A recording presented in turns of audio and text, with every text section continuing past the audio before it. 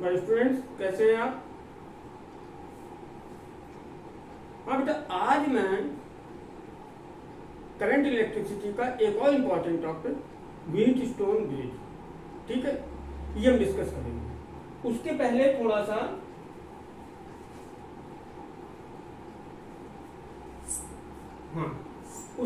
थोड़ा सा अभी मैंने आप लोगों को सीरीज और पैरेलल कॉम्बिनेशन ऑफ रजिस्टर्स ये नहीं बताया, हालांकि इजी है, सिंपल। मैं उसका जस्ट मैं फॉर्मूला बता देता हूँ।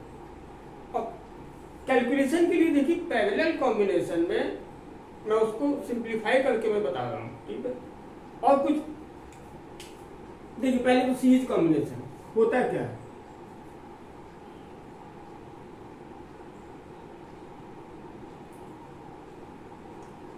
करंट इलेक्ट्रिसिटी के ही ये पार्ट हैं।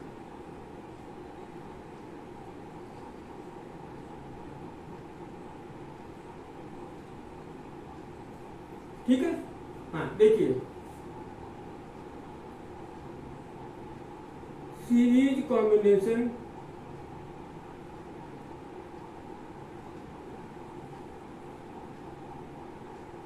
ऑफ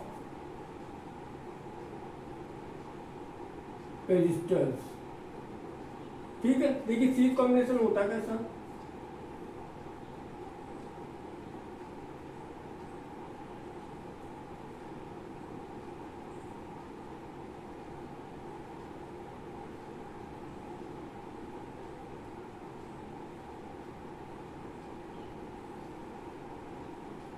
आई करंट यहां से आई, मैंने एक बैटरी लगा दी,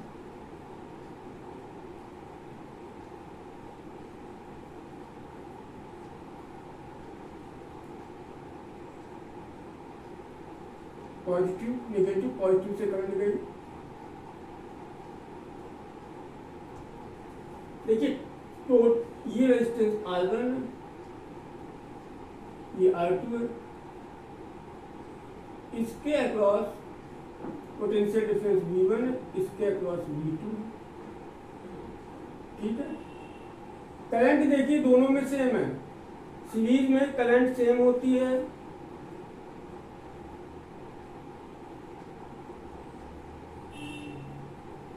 सीरीज में करंट सेम होती है और पोटेंशियल हमारा डिवाइड हो जाता है। V1 देखिए, R1 R2 अगर डिफरेंट होंगे तो V1 और V2 भी डिफरेंट होंगे, ठीक है। जितना ज़्यादा रेजिस्टेंस होगा तो इलेक्ट्रॉन को मूव करने में उतना ही ज़्यादा काम करना पड़ेगा, तो पोटेंशियल उतना ही ज़्यादा ड्रॉप होगा, ध्यान रखिएगा। इसमें जो नेट रेजिस्टेंस होती है R equals to R1 plus R2, जितने भी हों RN, ठीक है। पैरेलल कॉम्बिनेशन में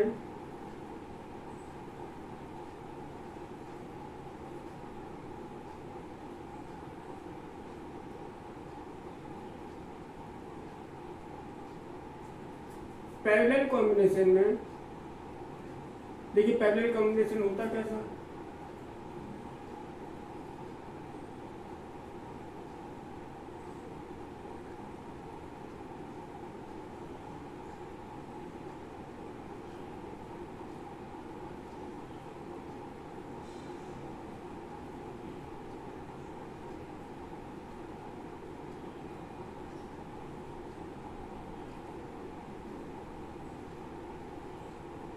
R1 R2 R3। देखिए, आप देखो यहाँ इस जंक्शन पे 3 पाथ हो गए बेटा, ये करंट आई इन हुई, आई आउट हुई। अब देखिए, करंट डिफरेंट होती है,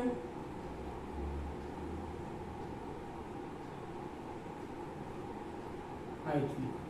जैसे इधर पे अगर नेट पोटेंशियल डिफरेंस B है तो B equal to V1 plus V2, उसी तरह से सेम वे में बेटा I करंट जाए तो I1 plus I2 plus I3 equal to I होगा, ठीक।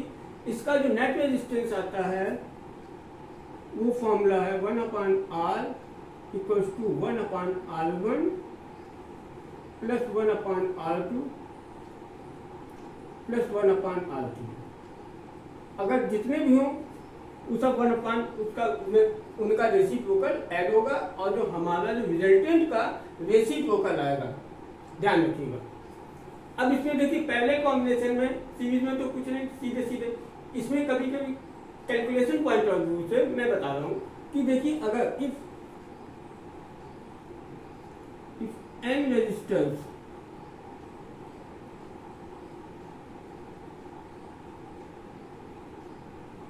of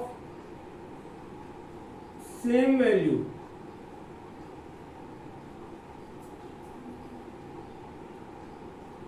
मान लेते हैं सबकी वैल्यू R ओम है, connected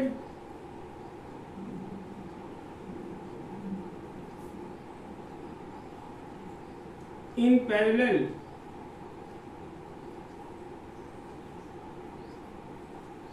then net resistance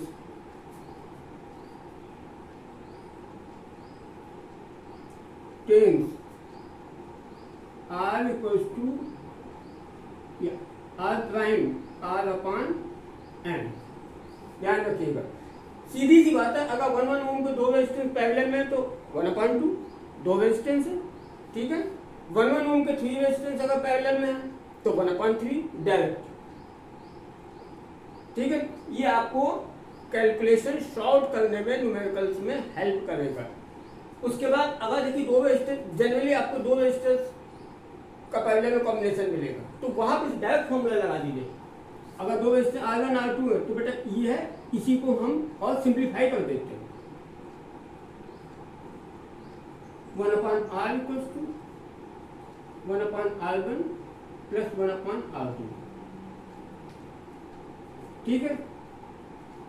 1/R equals to R1 plus R2 upon R1 R2, तो net resistance R equals to होगा बेटा सीधे सीधे R1 R2 upon R1 plus R2, ठीक है। अब सपोज दैट 5 ओम और 8 ओम अगर बेटा दोनों अगर लगे हुए हैं पैरेलल में, सपोज दैट मान लेते हैं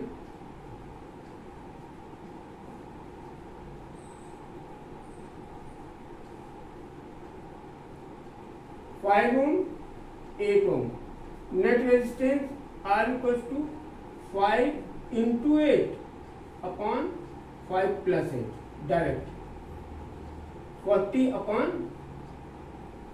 13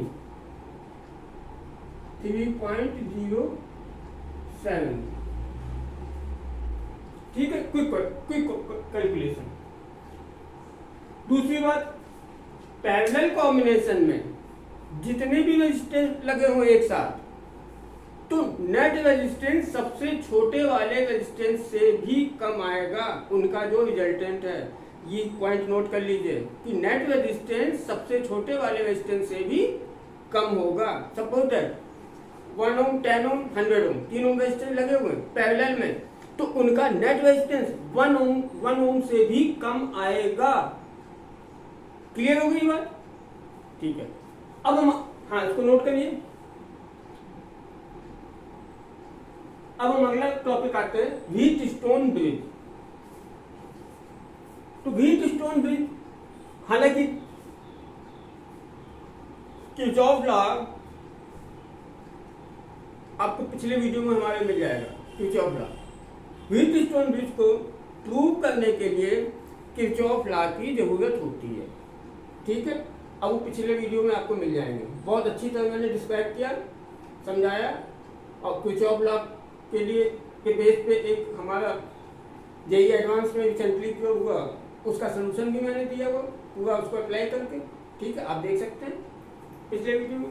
चलिए हम बढ़ते हैं नेक्स्ट टॉपिक। नोट हो गया बेटा?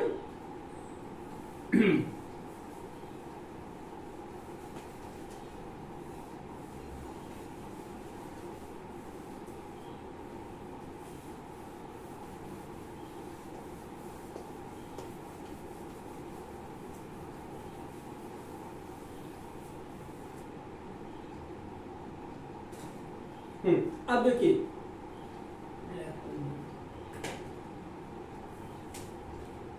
व्हीट स्टोन ब्रिज का प्रिंसिपल क्या होता है?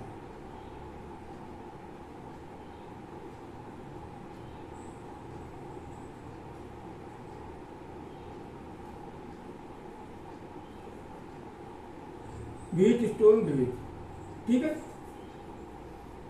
अब देखिए, अगर हमारा इस तरह से कोई कॉम्बिनेशन है रेजिस्टर्स का,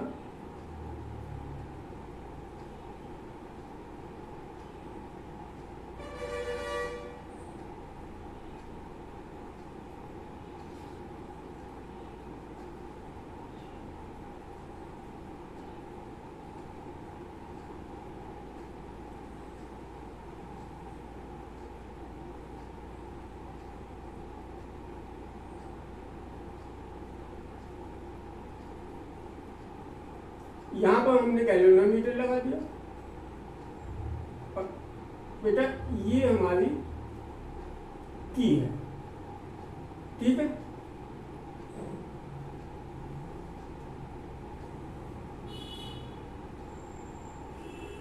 ये बड़ा इंपॉर्टेंट, न्यूमेरिकल के पॉइंट ऑफ व्यू से बड़ा इंपॉर्टेंट है। टफ से टफ क्वेश्चन हमारे उससे ये आपका किरचॉफ लॉ से और इसकी हेल्प से जो कॉम्प्लिकेटेड दिखने वाला क्वेश्चन है वो भी एकदम इजी लगने लगता है अगर इसको फॉलो करना है। देखिए, ये हमारे पॉइंट जंक्शन है, आई करंट गई, आई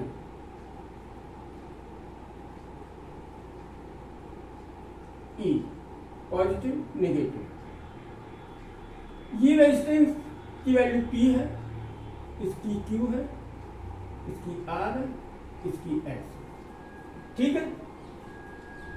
अब देखिए, यहां से करंट डिवाइड हो गई, I1 I2। अभी हम इधर भी नहीं बना रहे हैं करंट, पता नहीं क्या हो। हाँ, अब देखिए, अब यहां पे प्रिंसिपल ही आता है, I1 इधर गई, यहां से दो पाथ हो जाएंगे। अगर यहां से दो पाथ कब होंगे, ये इधर भी, इसके भी तो दो पाथ हो सकते हैं। तो बेटा, अगर हमारा पॉइंट को A B C D, देखिए, अगर B लोअर पोटेंशियल पे है, D हायर पोटेंशियल पे है, तो करंट की डायरेक्शन अप होगी, समझ में आया? और अगर D लोअर पोटेंशियल पे है, B हायर पोटेंशियल पे है, तो करंट की डायरेक्शन ऐसे होगी। क्लियर? बिल्कुल क्रिस्टल क्लियर होगा, ठीक है। अब मैंने इसको की टेस्ट कराई, गैल्वेनोमीटर कोई करंट नहीं शो करता, गैल्वेनोमीटर कोई भी करंट नहीं शो कर रहा है। इससे आप क्या रिजल्ट निकालते हैं, क्या सोचते हैं कि B और D हमारे सेम पोटेंशियल पर होंगे। क्लियर हो गई बात? क्योंकि जब बेटा पानी का लेवल सेम होता है तो वाटर ना दो टैंक में और वो पाइप से कनेक्टेड है, तो ना पानी इधर जाएगा ना इधर जाएगा, सिंपल सी बात है। मैंने इसको बैलेंस किया, बैलेंस कैसे किया कि इसमें कोई एक वेरिएबल रेजिस्टेंस है, रियोस्टेट जिसको बोलते हैं, रियोस्टेट लगा दिया, उससे शिफ्ट करके वैल्यू, मैंने देखा यहाँ से कोई करंट नहीं पास होगी। तो जब बेटा यहाँ से कोई करंट नहीं पास होगी तो हम बोलेंगे ब्रिज हमारा बैलेंस है, ठीक है। क्या बोलेंगे? If there is no current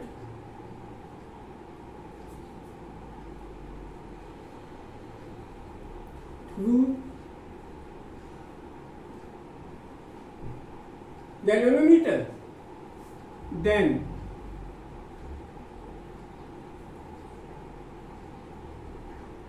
bridge is said to be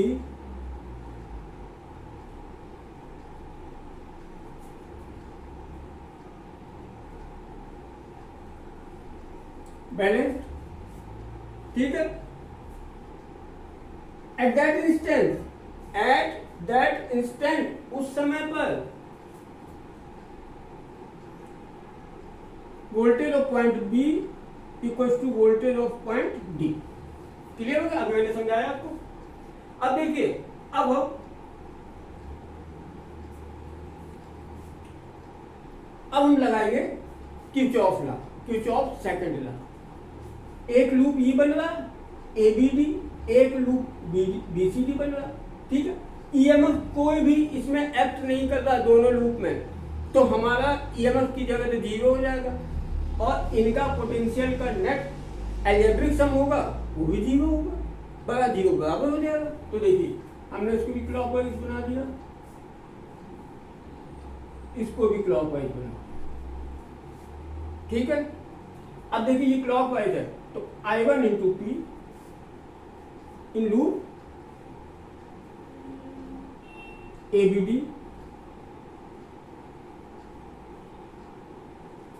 I1 into P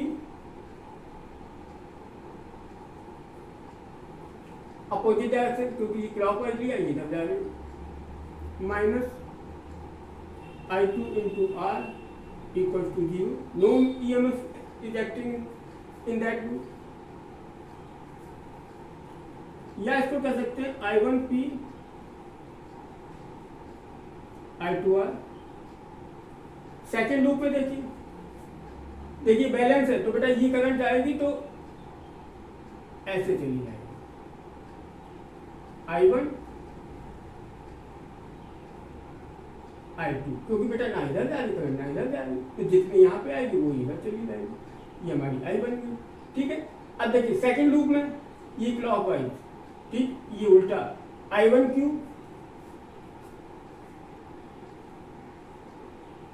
loop BCD,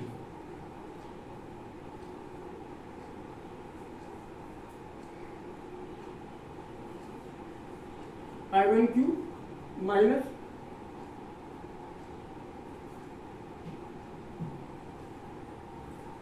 I2S equal to 0, I1Q equal to I2S, ठीक। अब बेटा दिस अपॉन दिस कर दें, I1P upon I1Q, I2R upon I2S,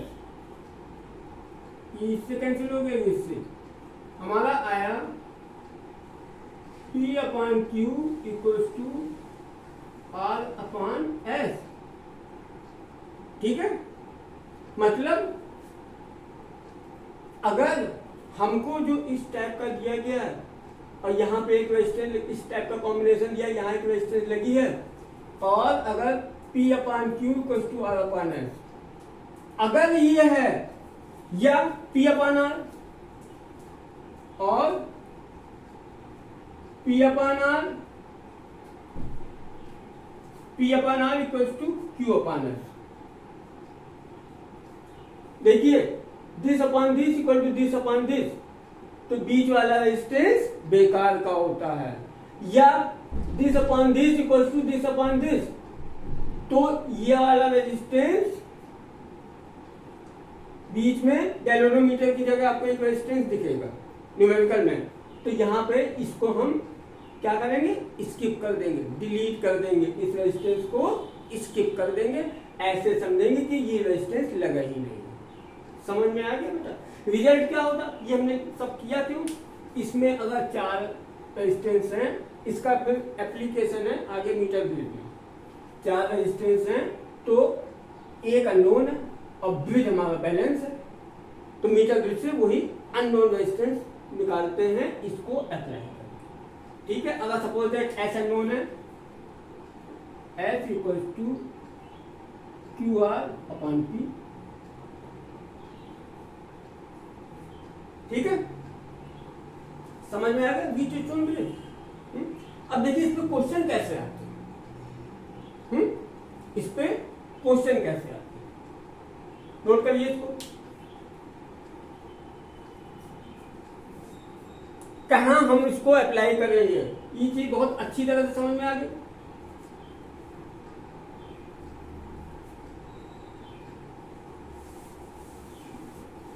इसको मैं अब नहीं करता हूं,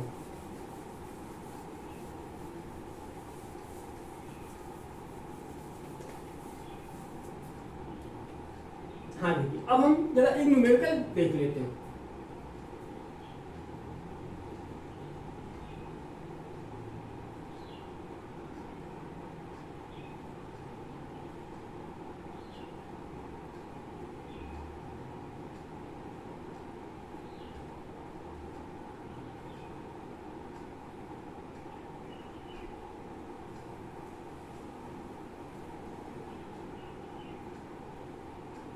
ये किसी सर्किट का पार्ट दिया हुआ 5 ओम, 10 ओम, 4 ओम, 8 ओम, 5। अब देखिए 5/10 इक्वल टू 4/1/2, 4/8 इक्वल 1/2। इसका मतलब ये तो इसी तरह का हो गया, गैल्वेनोमीटर की जगह ये लगा हुआ है। गैल्वेनोमीटर की जगह अगर ये लगा हुआ है तो बेटा इस रेजिस्टेंस से तो कोई करंट पास ही नहीं होगी। हमें नेट रेजिस्टेंस निकालनी है between A and B. Net resistance between A and B, तो क्या हो जाएगी? तो ये जब नहीं है तो बेटा ये हट जाएगा। तो 5/4 की equivalent resistance of 5 ohm and 4 ohm 9 ohm equivalent resistance of 10 ohm and 8 ohm, 10 plus 8 18 ohm। ठीक है, अब देखिए 9 ohm और 18 ohm पैरेलल में है, तो नेट रेजिस्टेंस आर मैंने अभी इसके पहले बताया था, इन दोनों को मल्टीप्लाई कर दे। 18 into 9 अपॉन 18 plus 9 27।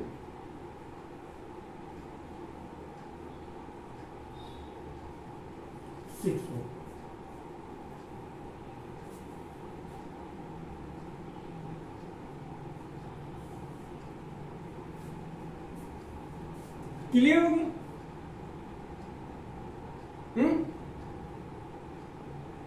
इजी।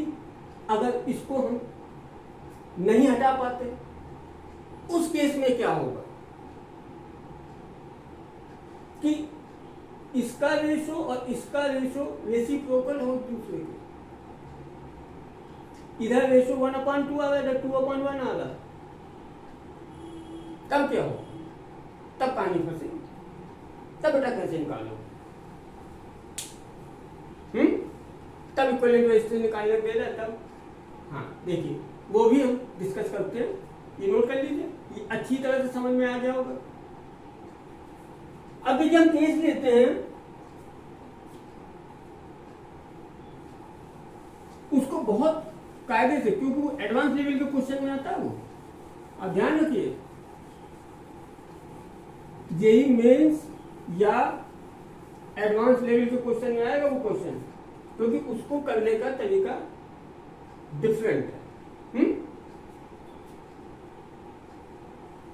इसको भी मैं थोड़ा सा इसी डायग्राम में मैं थोड़ा सा चेंजेस कर देता हूं।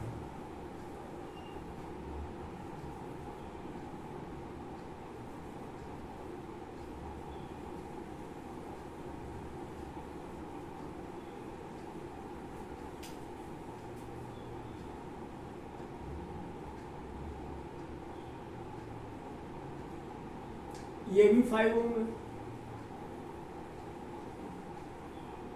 अब देखिए 5/10 यहाँ पे हो जाएगा 10 ओम 5 ओम। चलिए अब देखिए 5/10 is not equal to 10/5। 5/10 is not equal to 10/5। पहली कंडीशन तो ये है कि किरचॉफ लॉ, ये व्हीटस्टोन ब्रिज प्रिंसिपल हम इसमें अप्लाई नहीं कर सकते। अब इसमें कैसे करेंगे? देखिए, इसको सॉल्व करने का तरीका बहुत ध्यान से देखिएगा, क्योंकि मैं ऐसे ही नहीं कह रहा हूं कि ये जेई एडवांस और जेई मेंस से कम में नहीं आता। देखिए, हमको क्या निकालना? Equivalent resistance between A and B. ठीक है, अब थोड़ा ब्लैक पेन से हम इसमें करंट बना दें। आई करंट आई निकल गई, ये बिल्कुल डिफरेंट तरीका है। देखिए, I1 करंट यहां पे पास हुई, तो यहां कितनी बची? इसमें से घटा दें, I माइनस I1। ठीक है, अब देखिए, इसमें जब रेसिप्रोकल हो, इधर का रेशो इधर का रेशो, तो सिमेट्री कहां पे होती है कि जो करंट बेटा यहां पे होगी वही करंट यहां पे होगी। ये आपको पता होना चाहिए I1। और ये क्या होगी? यहां पे कितनी है? I minus I1। ठीक है, अब यहां पे करंट दो पार्ट में डिवाइड हुई। कौन सी? ये वाली करंट इतनी इधर चली गई, तो इधर कितनी बचेगी? इस 5 ओम में कितनी करंट बचेगी? बेटा इसमें से इसको घटा दें तो आ जाएगी ना, मतलब I1 minus I plus I1। ये क्या आई? 2I1 माइनस I आ गई करंट। तो हमारी इधर पे जो करंट आएगी 2I1 माइनस I। ठीक है बेटा, मैं ऐसे ही समझा के पढ़ाता हूं, बिल्कुल जितना इजी वे में आपको समझ में आ जाए। अब बाकी आप तो देखते होंगे आप लोग 50 वीडियो, बस कंपेयर कीजिए उसको और हमारे वीडियो को प्रमोट कीजिए। अगर आपको लगता है कि दूसरों से बेटर है तो प्रमोट कीजिए, अदरवाइज मत देखिए। मत तरीके से करूंगा तो कैसे? देखिए बेटा, एक चीज ध्यान रखिए, ये I1 गई यहां से यहां तक, ठीक है, और उसके बाद एक पाथ ये हो गया, एक पाथ ये हो गया। ठीक है, ये चीज समझ में आई कि सपोज दैट सी और ई के बीच का पोटेंशियल डिफरेंस V है। If potential difference between C and D is V, तो V इक्वल टू इसका पोटेंशियल प्लस इस पाथ का पोटेंशियल। समझ में आ रहा? तो देखिए V इक्वल टू देन, ये मैंने बताया था कि मैं इसको अलग तरीके से कराऊंगा बिल्कुल। अब देखिए, इसका potential 5I1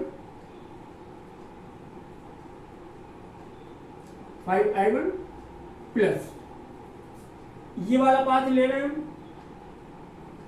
5 2I1 minus I।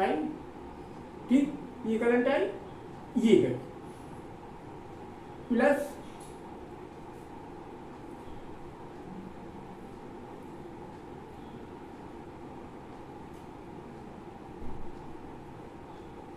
Plus 5I1।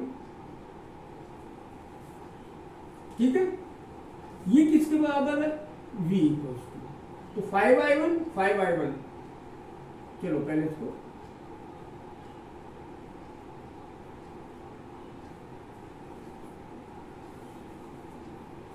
देखिए, 5I1 और 10I1, 5 5 10 और 10 20I1।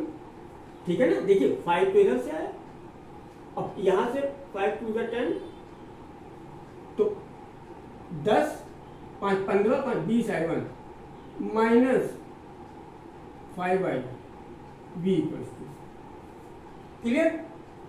अब एक पास मैंने ये लिया था, अब एक पास जरा ये ले लो, तो इस यहां से यहां गए, यहां से यहां गए, ठीक है, तो भी होगा। तो V equals two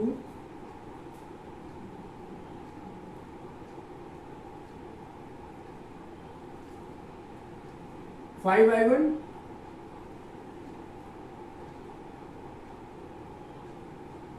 plus 10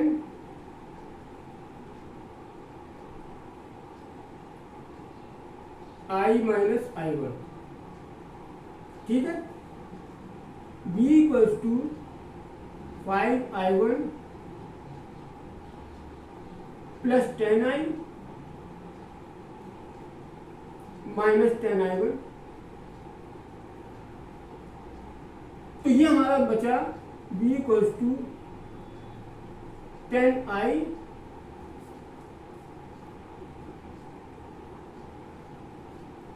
V equals to 10I minus 5I1 आ गया। अब देखिए ये दोनों V बराबर हैं, तो बेटा इन दोनों को इक्वेट करके I1 की जगह I लगा दें। तो इसका मतलब ये हुआ 20I1 minus 5I equals to 10I minus 5I1, 5I1 इसको उठा के इधर ले आया, 25I1 15I 5 3 जा 5 5 जा I1 इक्वल्स टू 3/5I। ये वैल्यू उठा के हम इसमें रख दें। ये हमारी इक्वेशन 1 आई थी, ये इक्वेशन 2 आई, ठीक। इसकी वैल्यू उठा के इसमें रख दें। V equals to 23/5I minus 5I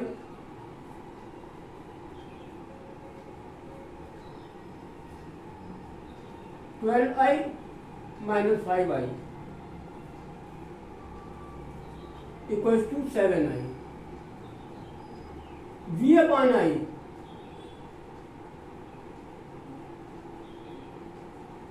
7 आ गया बेटा। V अपॉन I क्या होता? ओम्स लॉ, यही रेजिस्टेंस है हमारा। देखिए कितनी आसानी से, अदरवाइज ये बहुत कॉम्प्लिकेटेड हो जाता है। R इक्वल्स टू 7, ये आंसर है।